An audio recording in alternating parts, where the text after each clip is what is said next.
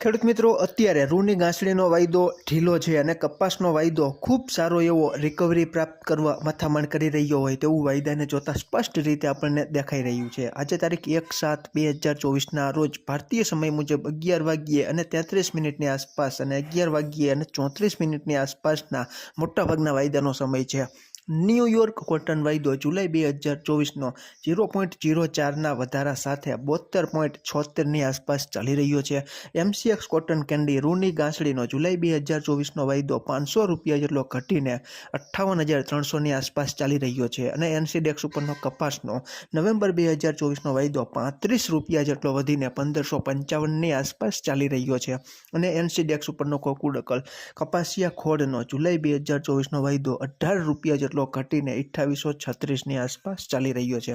Rajkot marketing યાર્ડના કપાસના 20 કિલોના ભાવ 1375થી 1579 સુધી આજે જોવા મળ્યા હતા અને 400 ક્વિન્ટલ જેટલી આવક હતી। જે આપણે મણમાં ગણતરી કરીએ તો 2000 મણ કપાસ રાજકોટ માર્કેટિંગ યાર્ડમાં આજે આવ્યો હતો।